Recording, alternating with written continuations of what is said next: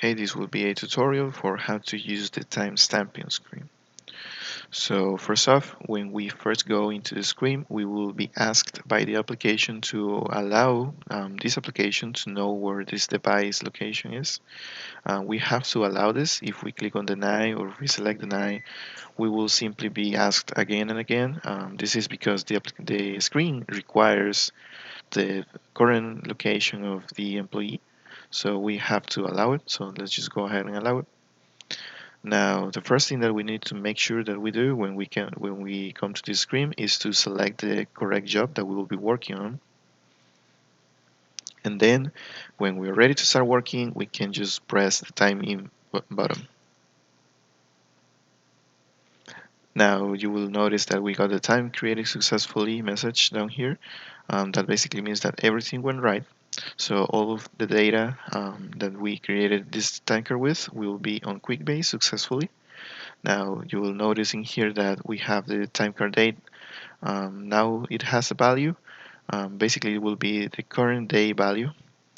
And now the timing bottom, which used to be green, is now red and it says timeout. Basically, this means that when we completed the job for today, we can just press this and it will finish or it will complete the process.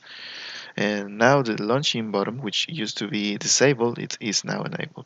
And also, we now have a value for the timing field over here, which will be taking its value from the phone's current time. So as long as the phone has the current time correctly, we should be able to have the correct time over here. Now, if you're like me and you like closing your applications when you're not using them, so for instance, if you click on time in and you're ready to get to work and you want to close the application, you can do it since all of the data is on QuickBase. And so next time when we open the application,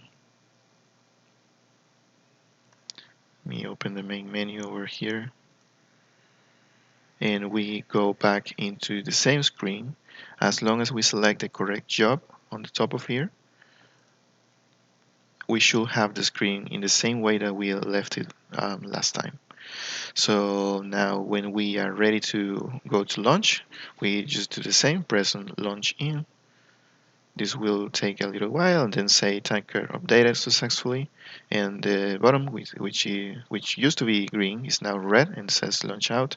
Basically, this finishes the process or finishes the launch time. So we can do that. We get again the successfully updated message. And now we have all of these values. Now, if we require a second launch in, you can also do that, of course.